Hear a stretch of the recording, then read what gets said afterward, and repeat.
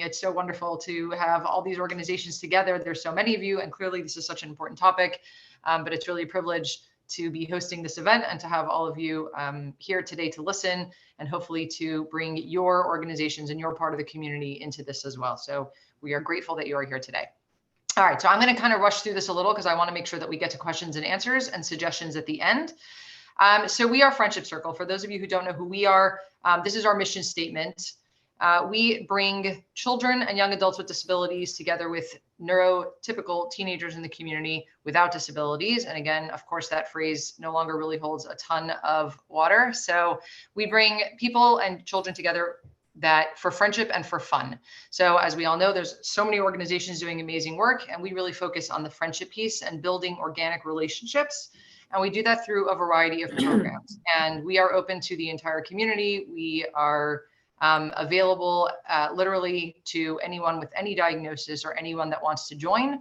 We include not only our children and young adults with disabilities, we include their siblings, their parents, as well as our teen friends, as we call them. We do not call them volunteers. We want to make sure that they know they're not coming to be nice to someone with a disability. They are coming to gain a friend that they haven't had as well, and that they benefit equally in this program. So our teen friends, their siblings, their parents, we really try to make sure that at Friendship Circle, everybody can come together because our mission is to build an inclusive community, one friendship at a time, and bringing people together in a way that they can connect on a consistent basis is kind of what we do.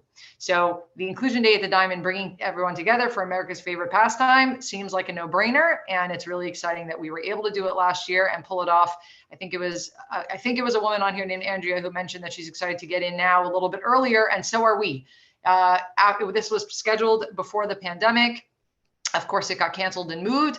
And last year they were like, okay, we can do it. And so within, I think, a matter of 2 or 3 months, we scrambled and we were able to pull it off, which was really exciting. But we're even more excited to have some more lead time to have you all involved. So at Friendship Circle, just so you know, these are some of our programs that we run. If you have any members or families that can benefit, please send them our way. Everything is free. And we do a main program called Friends at Home. We pair our teens with our kids, and they end up meeting in the child's home for 1 hour a week throughout the school year. We also have a program every month somewhere else in the community called Birthday Circle, where again, all of our teens, their siblings, our friends, the entire community comes together, and we do accessible events in trampoline parks, horseback riding, rock climbing, ice skating, all different kind of art, different venues every single month so that everyone can celebrate birthdays with friends. We also, and then our teen friends are one of the main ways that we operate. We always make sure that we have our teen friends, and they come from different clubs at school, lots of different ways they come to us, and they are involved at all of our events, and they are paired up with our kids at those events. We have a program called Friends with Pens, where our teen friends write letters to our friends with disabilities. They can choose to write back or not, and that has been a really nice entry point for a lot of our community. And then we do community events. So we have a walk, we have all different things that we try to engage people that really aren't involved in this conversation, that don't have much to do with the disability community or don't have any other way of getting involved. Obviously, we want to make sure that they know about all the important things that not only we do, but how they can impact the community as well. And so Inclusion Day at the Diamond is one of those events. This is a way to bring the community into this discussion in a way that they may not have been before. And then we have a teen leadership board that is inclusive, and that's relatively self-explanatory. Next slide. So this event, as we said, is really about bringing the community together. There is such a need. I'm sure many of you have been to the ballpark. There's still a lot to be desired, as we know. The squirrels have been wonderful to work with, doing their best to make sure that the accommodations and the supports and the resources that have been requested can happen. And we are thrilled that they are doing this with us again this year. It means that for them, it was also a really important event, and they recognized the value, and we are excited to be doing it again. So the first event that we had over, I want to say 3,000 tickets that were claimed.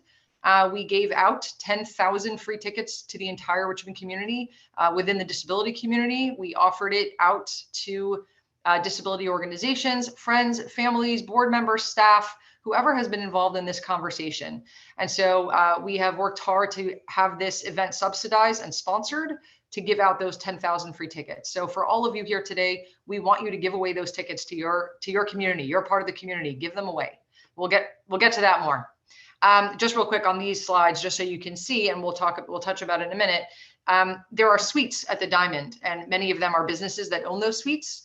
We were able to get 2 donated on the first event, and we used them, as you can see, for extra wheelchair accessible seating, because as I'm sure many of you know, there is not a bunch of that at the Diamond, and the squirrels know that, of course, as well. And so our biggest fear actually in creating this entire event was having many wheelchair users sign up to come and us not being able to accommodate them. And that was actually our biggest worry out of everything else that we had to do. And it still is. So one of the things that we have been working on for this year, and you'll see soon, we're going to ask your help from it, is to actually get more suites donated. And if you know anyone who has a suite, a business, an organization, if you have a contact, the squirrels can't, for privacy reasons, give us the suite owners' information. So we know some of them, so we were able to make it happen. But if there are some that you know of that would be willing to donate their suite during this event, so we can use it both for a quiet space, a temperature controlled space, we had a few people that needed that, and also as more wheelchair accessibility, that would be really helpful. And then we had some more seating in different areas outside of those suites. These are some families on the side that were able to be a little bit outside of the crowd, had their own space. So the seating has been really helpful and important. Next slide. So these are some of the highlights that we did in the first event. Again, we were really excited. We had well over 13 supports that we put in place to help a lot of our members and just community members that came. So I mentioned the 10,000 free tickets. We had a universal changing area. There's a small room near their merch store, the Squirrel's Nest, and we were able to make that a larger bathroom available. We had a sensory zone. So there's a picnic area, the picnic tables over at third base. And we took over that whole zone. And this time we're actually going to take over even a wider space there. We lowered the speaker volume in that area. We had tables set up. We worked with Dominion and Altria. There was a few organizations that worked with us to help sponsor and staff that zone. And we had different activities on all the tables. And actually it was really quite full during the game. It was wonderful. And of course, both for people with disabilities and without, as we all know. So that was one that was really wonderful. Increased accessible seating. I just mentioned some of that to you. For this event, we actually created 50 sensory break bags. So I know I've seen them at the Children's Museum. I'm sure other organizations have them as well. We created ones that were both suitable for adults and kids to use different items inside. And we gave them they were sponsored. We gave them to the squirrels to keep from Inclusion Day on. They have 50 of them now that can be checked out at fan services. So for any guests that come that would like to use a break bag and carry it throughout the game and then return it to fan services, that is now available and has been. We're very excited with that. We also had a sensory friendly gate. The sensory friendly gate is a little bit off to the side of the main gate. So instead of coming in with the rush of everyone, we had people sign up in advance and they have a security guard there. We had almost 1,000 people sign up to use the sensory friendly gate. And obviously that's very telling how necessary that is. So we're very excited to have that. Again, I mentioned lower speaker volume. We did that. It wasn't phenomenal. We're going to still work with them on that. It was still kind of loud in certain places, but it's definitely something that they know about and we're working on. And then we had supports for the vision and hearing impaired services. And what we ended up having was we had closed captioning that was available on cell phones. So we had a QR code people could scan and actually watch the game being closed captioned on their phones. We had ASL and audio description services. And forgive me, I think one of the organizations that provided that service is here on the call today, which was really exciting, Virginia Voice, right? And so that was really very exciting for us. So that was an audio description, and they had headphones and a table, and people could come access that way. We also had, somebody had mentioned to us, and we were able to make that happen, where people need different food options when they come in, and they need a bigger bag. So different than the usual rules that the Diamond has, they really worked with our crowd and our population on that day. Basically, anyone who went over to security and showed them what they had and what they needed, they were allowed in. And for a lot of families, that was really important. We also had somebody with a disability who was blind, who sang the national anthem. And overall, we also had different food dietary dietary accommodations. We had that available as well. There were some allergy-free options at different food stations. So these were some of the ones that we were able to come with. And again, very exciting that we were able to do it on such short notice last time. And we really would love your input if there's more things that we haven't thought of and that we can try to do this time. So we'll get to that shortly. Next. So I'll leave this up for a minute. As you can imagine, we had really an incredible response to this event. Families who came over to us during the event in the sensory zone where we had all those fun activities. We had so many families come in and say, oh my gosh, this has been amazing. This is the first time we've lived in Richmond all these years, and this is the first time that my family with my one child that has a disability has ever been able to come to this game on our own. We had adults with disabilities who said, for the first time I can come with a group of my friends. We had one person who was a wheelchair user and he had 5 friends. And if you know the diamond seating, the individual in the wheelchair can sit in one place, but then their friends have to kind of sit away from them in a different spot. And that obviously isn't so much fun. And so we really worked to try to get groups of people together, and we were able to have this young man and his friends all be in the same place, and he was so excited. So there's been just so much, there was so much positive response, and one that was different than it had been in the past. And we were very excited to see that. Next slide. This is some of the seating at the suites, as we mentioned earlier. So these are the people inside, and we had some people outside. And again, it was really important for us to keep families and friends together as much as we possibly could. And we worked hard to do that. Next slide. So this is the part where how can you get involved? What is it that you can do, and how can we work together? So number one, it's really about publicizing it. We have enough lead time now. We are going to open up the registration for tickets, those 10,000 free tickets. We're going to open that up on March 1st on our website, inclusiondayRVA.com. So we will send out emails to all of you. You will find out about it. It's not open yet.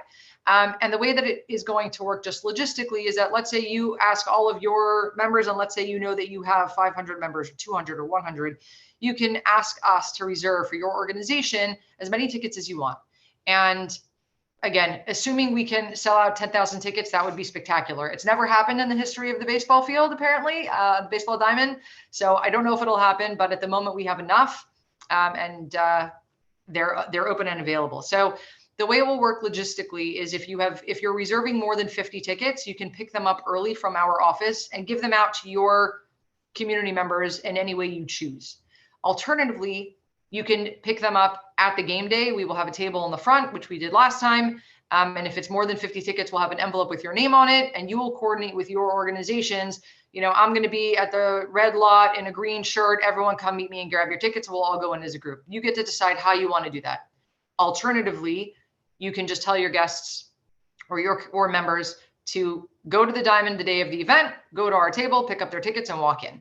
So you can decide, we're going to be sitting in this row in this place with these signs. You get to choose how you want to organize it with your organizations. We are here to facilitate giving you those tickets, making sure you have them. You will register through our website so that we can keep track of it. And then we can work with you on how to do it. But you can either pick them up early from us or just pick them up at game day and give them out. It's up to you. And we can definitely field questions on that as needed. We would love for you to jump in that the tickets are available for staff and their families as well. Thank you. Yes, board members, absolutely. This is an inclusive event for the entire community, 100%. Number two, promote this in your community, promote it on your social media, promote it in your neighborhoods where you can. We really want the community to know about this, both people with disabilities, without disabilities. This is a community event, and it's important that our community attends, knows about it, and supports it. So please share it. We have a hashtag, InclusionDayRVA, and we would love to keep the publicity going. We're going to get to questions shortly. Dana, I see your hand. Can you give me a minute? And we'll get to questions in just literally a second. Please tell us your ideas that would help make this work for you and for your members. One of the ways that we came up with a lot of the supports and accommodations was by asking other organizations what they need. So we really want to hear from you, and I'm happy to open up in a minute. I know we're really short on time. Commit to giving these free tickets to your organization. The last couple points here are to help us find sponsors. So we have made this free and available with all these supports, with these accommodations, with everything that we can do, specifically by getting sponsors for this event. This is an example of the ticket that you can see right there on the right. Those 10,000 free tickets are paper tickets. They actually get handed out, and we put the sponsors of the event on those tickets. So if you know any organizations that would like to be involved, that want to be a part of this, please send them to us so we can continue to do this in the best way possible. And they will be added to those 10,000 free tickets. It's a great marketing opportunity. It's great promotion, and it's a great way to show their support for our community. Suite donation, I mentioned earlier, we really would love all of those suites donated on this day, so we have enough wheelchair space to go around specifically. If you know anyone, please let us know. And lastly, volunteer. If you have families, if you have staff, whoever would like to get involved, we really need people in the stands to walk around to help make sure everyone has what they need, who kind of are familiar with this community and with the disability community. So if you can, we will send out a call for volunteers. If you can have your organization be involved in that in any way, we would love that. And lastly, I don't have this on the slide, and Tanya and I will work on it, but I would love to put partners of this event somewhere, anywhere, and we'll figure out where, probably on the website, Inclusion Day RVA, on our social media, wherever we can, and probably print it at the game as well. We'll have signage. I would love to put all of our organizations on here together to show that this is a community event and that we all support this. So I'm throwing that out there now, sort of off the cuff, but I think that would be a very beautiful show of support and inclusion in our community. And so we would love to do that. If you would like to have your logo, have your organization be a partner on this. And at the moment, that means, you know, in name only, unless there's other ways you want to get involved, that would be fabulous. And again, we'll reach out to you on that. I think we're at last slide. I see a question. What is the date of the game? Tanya, what is our date? Good point. It is May 21st, and it's a 1:35 p.m. game. Can you repeat that? May 21st at 1:35 p.m. And that's a Sunday. All right, thank you all. We are at 12:30. So this was the info. If we have questions, if you want to get in touch with us, you know, Tanya, we didn't put that on there. If you don't mind putting your email address in the chat, we are going to share this recording with anybody who needs it. You could share it with your staff, but I'm happy to take questions now for those who can stay on. Dana, I saw your hand up. What you got? Yeah. Okay. So first question is, can you make sure to email all of us marketing material? Absolutely. Facebook, Instagram, and even a Facebook event cover size, so that if we want to create a Facebook event also for our families. So, and I would ask if you send that as soon as possible, because, you know, I have everything planned basically through May and June, and that's on my calendar, on our Virginia Down Syndrome calendar, but with no marketing. So if you could send that as soon as possible, that'd be very helpful. The second thing you mentioned was volunteers. Do you want to send us like a Sign Up Genius link or something that, because I have a whole database where I send out to, you know, would you like to volunteer? And if I, you know, include that, like, we're part of this event, you know, click here to, you know, sign up to volunteer at this event, and they will be in touch with you. So if you could send us something very easy, we could send to volunteers. That would be helpful also. Perfect. We will do that. Thank you. Anyone else, just unmute and talk if you have a question or a suggestion that might be helpful. I have a quick question about the ticketing, just thinking back to last year. So the option to have a bunch of tickets that we pick up early sounds really, really convenient. So thank you for making that possible. And then you said we can direct people to, you know, where we pick up at the site, but are all the tickets then going through kind of through these individual organizations, or is there any way that somebody would just on that reservation system be able to individually kind of say, I want a ticket and I'll pick it up from there, or do we have to be involved in it? No. So Tanya, I think I can answer this and you tell me if it's wrong. You can have all of your individuals pick, all of your members, you can have them pick up their tickets at our table at game day. So at your table. Okay. So it's not like one of us has to be there if they register. No. Okay, great. Correct. Absolutely. What we did last time was we actually had people's names in a registration list, and we found out that it actually was a mess because people came or they didn't come and they had this many tickets and they had an extra one. And in the end, we found out that because they don't actually ever hit the 10,000 mark, it's actually easier basically, unless someone needs a specific accommodation. So for example, the ASL interpreter that we had was in a specific section. The voice audio is in a specific section. So based on some of the needs of the participants, we did have people specifically placed in certain sections. For those, we would need them to pick it up with their name at our table. And we can give you all those details, but otherwise they're general admission tickets. They can just grab one. Perfect. Okay, so just to confirm, they're all general admission. There's no assigned seats. Only the wheelchair accessible seating is assigned seats. And if someone needs a specific accommodation, we will share with you, I'm sorry, I didn't mention it. We will share with you a link to the registration form. So in other words, let's say the Down Syndrome Association would like to share this with their members. We will give you a link to a sign-up form. You will share that with your members, and it'll include the accommodations that they need. And that way we have a big spreadsheet of all the people coming, we'll know who needs to go where. So if there is a specific ticket, we will deal directly with them to make sure that they have what they need. Does that make sense? Otherwise, it's general admission. And Sarah, after we order the tickets, how soon would we be able to pick them up? As soon as the squirrels give them to us. It's usually a month. If we have everything in place, it could be up to 2 months early. We will let you know, but we'll reserve them for you. And we can find out from the squirrels what the earliest we can get them is. Last time it was a month. Again, this time we have more lead time. Maybe it'll be a little bit longer. Tanya, is that right? Yes, but for the individual tickets, we prefer that they be picked up day of. For any large group tickets, we can work on getting them to you earlier. That's, yeah. This is Terry. I have a question about the ASL interpreter. Thank you for touching on that. Were there multiple? Was there a few located throughout the stadium? And would the one section be enough to accommodate, let's say our organization takes 100 tickets, but only a percentage of them are actually deaf or hard of hearing. Would we still be able to have our whole group sit in that particular section with the interpreter? Tanya, do you want to take that? Sure. We had two ASL interpreters in two different locations. We had them, one in a section for, I'm trying to think, in the lower area for people who needed accessible seating. And then we had one in a section up in general admission.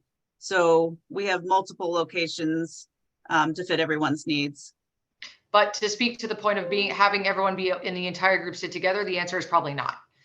Meaning in that particular case, because it's a limited area with one interpreter at the front kind of the area, what we found out last time was that we did need to section off, again, depending on how many people end up using that. It's a little bit logistics towards the end, but it's a good point. And maybe Tanya, we can take notes on that to maybe this time, if we have more people that need that section, to have more than one section that has that available. And then maybe we can actually fit people together. So we do fit, of course, people with their families, but if it's a lot, and maybe some group members, but it definitely needs to be considered on how many people actually need that space. Yeah, this is Terry, and I would appreciate that consideration, especially the accommodation to make folks in wheelchairs be able to sit with everyone else. The exact same thing happens with the deaf and hard of hearing community, there's only a certain amount of seats, they're limited, and then everyone else has to sit apart. And not everybody needs that accommodation who is deaf or hard of hearing. So I'll follow up with you guys. Thanks very much for all this information. That's great. That's really important to highlight. Thank you. One other question about that is we're doing a really big push to include all of our Spanish speaking families. I don't know if you've thought of doing any type of Spanish interpretation area at all. I just thought I'd throw that out there because that's one of our big pushes. Okay, that's good to think about. I have a question. This is Pam Myers of Special Olympics. When I know you said that we can just ask for the tickets, is there any kind of registration so that we can note how many individuals we have who are hearing impaired or who are in wheelchairs, or like Dana said, who are primarily Spanish speaking? Like, is it a registration or something we fill out with just that simple information so that you're aware about how many people to expect? Tanya can speak to that. Yes, yeah, we have a sign up form where you can list how many people are attending, how many will need accessible seating, how many people will need specific services, and any other additional comments that we didn't think about. Okay, thank you. Mm-hmm.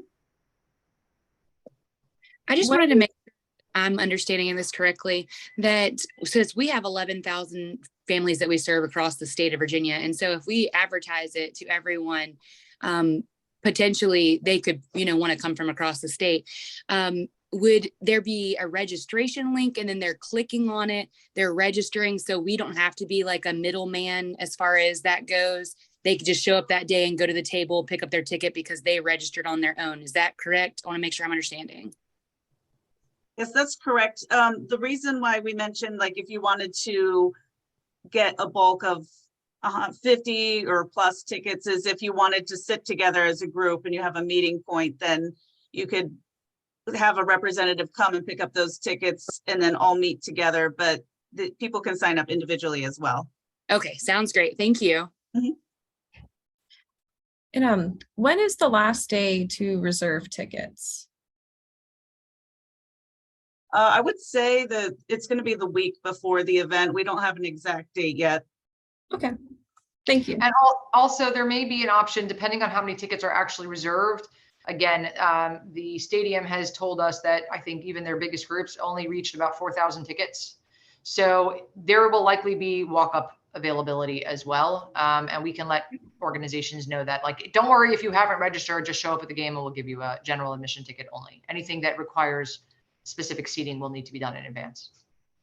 Right, we did fill up last year with any accessible seating requests that we had a waiting list towards the end. So I'd say if you need any accessible seating to definitely sign up sooner than later. It's first come, first serve. That's where suites come into play. I repeat, suites. Please. Any other questions? Any other suggestions? The language on this one, not English as a first language, that was really helpful. Thank you. And also the deaf or hard of hearing was helpful suggestion. Anybody else?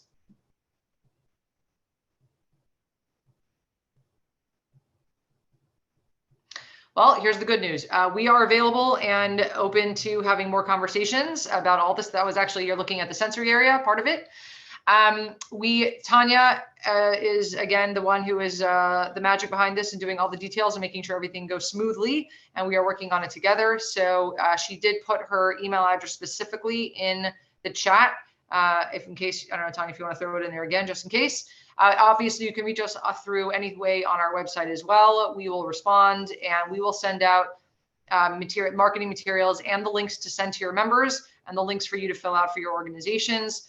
And again, you are welcome to reach out to us anytime to figure out other ways to partner or other questions that you may have. We are here to answer them and really work together with you. So we are particularly grateful that you all came today to listen. Again, thank you, Dana, for the great idea. Thank you, Tanya, for making it happen. And thank you to all of you for everything you do. And if you have any questions, please reach out to us again, and you will hear from us in the upcoming weeks with marketing materials, as well as the links that you need to share this with your communities. I will actually add one more plug here. If anyone has any fantastic connections to media or TV interviews, if we want to go on there as a group in any way to help market this to the community and let community members know that they should come to this as well, that would be fantastic. And you can definitely let us know. We would love that as well. Thank you all for your time. Do any last things before we go? I guess if not, we can all. Yeah, I have one last question. Okay. For groups like ours, where we might have some people volunteering, which would be great, but if we spread the word and we get a lot of general attendance, not necessarily connected to the disability community or those families, how can we help beyond taking free tickets and attending a game? So real quick, tell me who groups like ours is, because I have the screen share and I don't see who's talking. Well, that's how Nussbaum, we're a commercial real estate brokerage firm. So I would suggest for a business and organization, for sponsors that come on, there's the ticket sponsors, and then we have some other like the Sensory Zone and Suite. We have other options for sponsorship, which we are also putting out. For those, if we, number one, we give you tickets. If you sponsor, there's a certain amount of tickets depending on the sponsorship level that you get. You can give out to all of your associates and whoever else is part of your community, and they can come on. Volunteering, we would love for you to volunteer. Those are the main ways for businesses. But again, you get tickets to give out to your community, and they can reach out and grab tickets as well. Okay, thank you. Sure. We are still looking for sponsors, throwing that back out there. So that's always very helpful. Again, really the sponsorships are what made all of the things that we were able to do possible. So the more the merrier. Last call for questions. Okay. Thank you all. We will send out this recording. Again, thank you all for joining. It's a pleasure and a privilege working with all of you. Thank you, and we'll see you soon. Thank you.